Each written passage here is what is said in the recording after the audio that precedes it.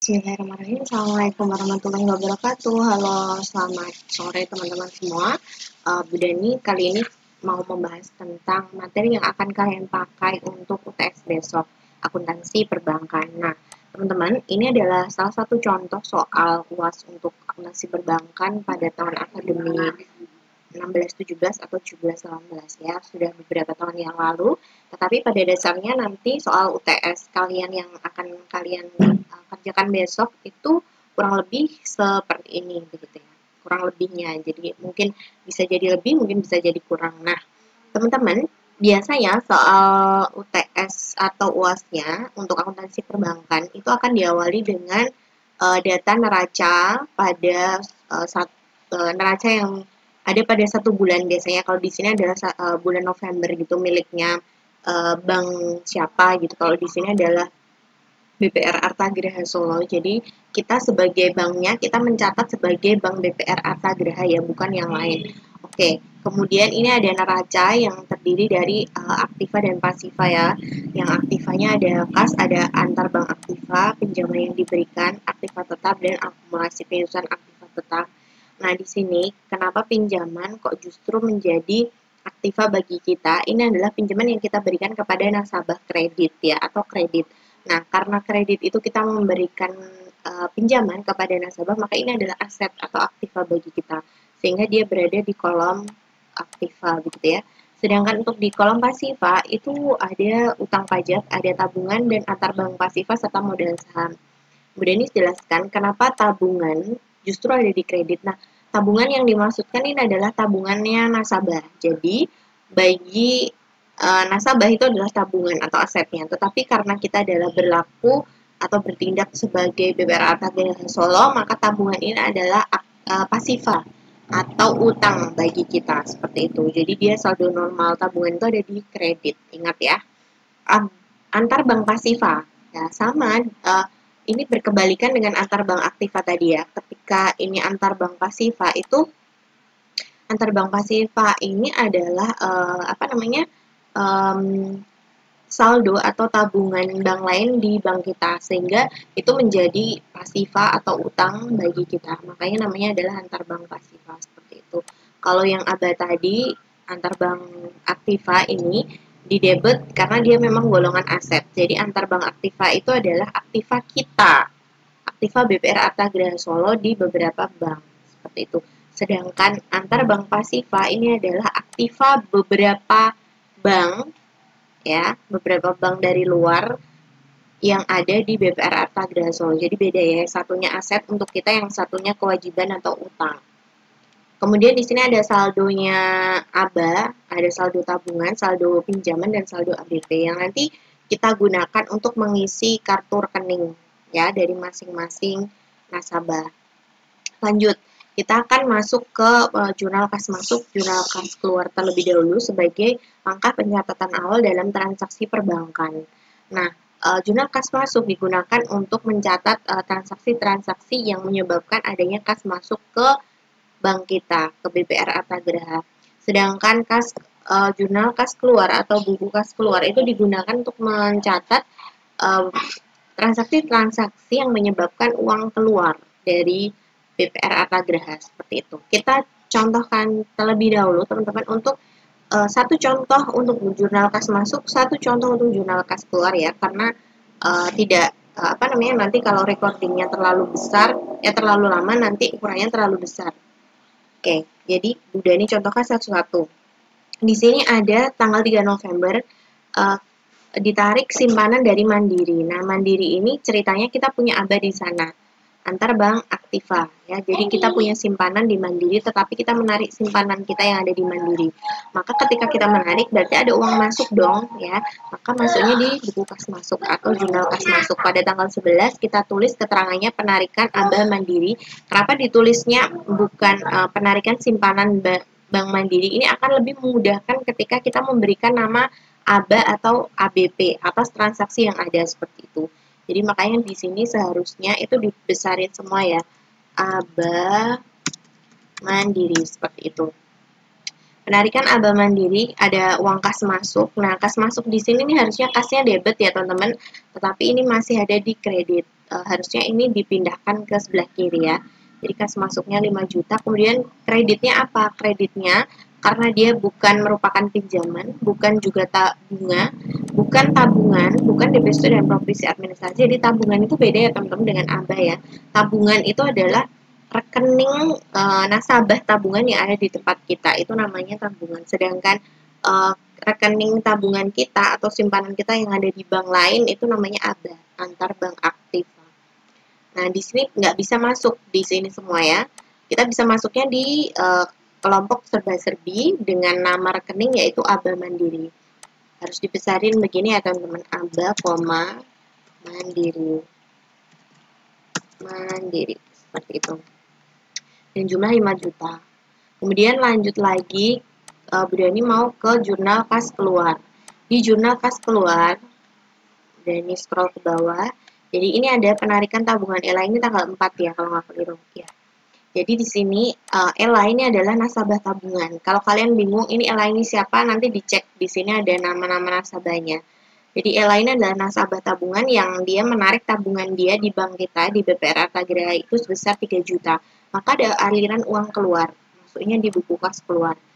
Keterangannya ditulis jangan lupa tanggalnya tanggal 11 November. Tanggal 4 November. Kemudian di sini keterangannya penarikan tabungan ELA. Jangan lupa ada nama rekening tabungan ya. Ada kalau ABA ya ABA, ABP ya ABP, tabungan ya tabungan, pinjaman ya pinjaman gitu. Jadi nama rekening itu tidak boleh hilang. Penarikan tabungan ELA, maka karena ditarik dia tabungannya berkurang sebesar 3 juta. Nah, kenapa di sini tabungannya justru di debit? Ini kan sebelah debit, ini sebelah kredit ya. Ini kalau dituliskan tuh kreditnya tuh hanya kas ya, karena ini adalah jurnal kas keluar. Jadi yang ada di kredit cuma kas. Sedangkan yang di sini itu debit semua. Nah, yang di sini itu debit semua. Kita lihat dulu.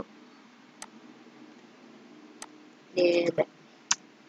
Nah, di sini debitnya tabungannya berkurang, tabungannya si Ella ini berkurang sebesar 3 juta. Tetapi kan kita bertindak sebagai BPR Artagraha. Nah, di sini tabungan itu bagi kita adalah utang, ya. Tabungannya buat si Ella, tetapi utang bagi kita. Sehingga tabungan ini sebenarnya ketika bertambah dia bersaldo normal di kredit, ya, karena dia utang. Sedangkan ketika Ella ini menarik, berarti kan utangnya kita berkurang terhadap Ella. Maka ketika utang berkurang, dia ada di debit, ya. Di sini makanya ini adalah debit. Debitnya pada kolom tabungan, karena ini adalah jenis rekening tabungan. Kemudian kreditnya adalah kas keluar ya, kas ya sebesar 3 juta seperti itu. Oke, bukas masuk, bukas keluar udah selesai. Kita ke kartu rekening. Nah, masing-masing ini ada kartu rekening apa sih? Apa saja? Ada ABA. Nah, ABA terlebih dahulu ya. Bu Dani langsung ambil dari contoh yang ada di sini. Jadi setelah kalian masukin ke bukas masuk dan bukas keluar, kalian punya kewajiban untuk bisa menginput atau memasukkan ke kartu rekening masing-masing. Kalau transaksinya ABA BRI ya masukkan ke kartu rekening ABA BRI dan lain sebagainya. Dan kartu rekening ini memang akan lebih baik ketika kalian isi bersamaan dengan kalian mengisi jurnal. Jadi setelah jurnal langsung diinput ke kartu rekening. Jadi biar tidak tidak terlepas ada yang tertinggal seperti itu. Kalau langsung diinput kan tidak.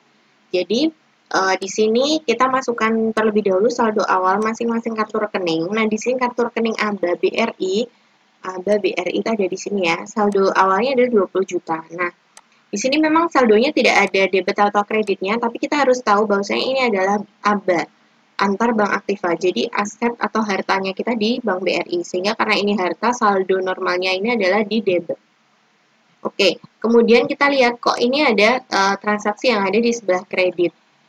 Nah, karena kita akunnya bersaldo normal di debit, sedangkan ini kok di kredit, berarti ini ada penarikan, begitu. Nah, kita lihat ini transaksinya ternyata ada di ABA BRI di mana ini? Ketika penarikan, oh ya ini ya tanggal 12. Nah, tanggal 12 ini kita menarik simpanan kita yang ada di BRI sebesar 4 juta.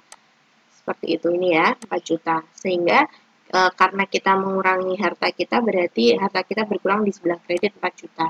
sehingga saldo pada tanggal ini 12 November itu adalah sebesar 16 juta rupiah.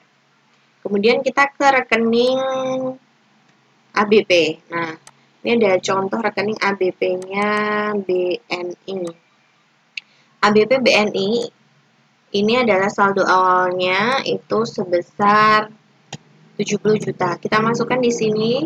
Nah, kita harus mengetahui meskipun di sini tidak ada saldo debit atau saldo kredit, ABP itu adalah antar bank pasifa. Nah, jadi pasifanya atau utangnya kita terhadap BNI seperti itu. Sehingga BNI ini ceritanya menabung ke kita. Maka itu kita anggap sebagai utang atau kewajiban. Sehingga dia saldonya adalah di kredit. Sesuai dengan saldo normalnya utang. Ini 70 juta ini saldo kredit. Kemudian kok saldonya kredit? Di sini ada transaksi di debit 10 juta.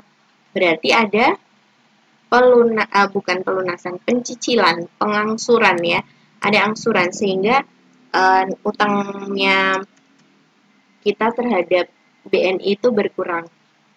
Nah, di sini karena ini ABP berarti ini pengambilan ya, bukan angsuran ya, teman-teman. Jadi pengambilan dari BNI. Nah, ini kita lihat di bulan November tanggal 6 ini BNI menarik simpanan di bank kita. Jadi ada utang kita berkurang ya. Tadi saldonya saldo kredit sehingga ketika berkurang dia di debit sebesar 10 juta. Maka saldo per tanggal 6 November itu adalah 60 juta. Semacam itu. Kemudian kita ke kartu rekening yang lain, teman-teman. Kartu rekening pinjaman. Nah, kartu rekening pinjaman di sini ada kartu rekening pinjaman atas nama Tina. Ingat, pinjaman itu bagi Tina memang utang, tetapi bagi kita itu adalah harta atau aset. Sehingga saldo di sini 60 juta itu adalah saldo debit, ya, saldo normal saldo normal tabungan Tina itu di debit. Kemudian kita lihat 10 juta ini didapat dari mana? Kok bisa kredit? Berarti ada pengambilan, teman-teman.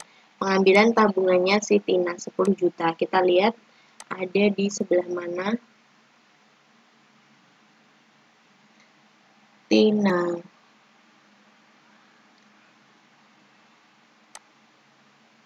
Kita lihat ada di sebelah mana ini tadi siapa ya? Tina ya. Tina. SIM tabungan Tina. Tina mana Tina? Tina kamu dicari-cari nggak ketemu.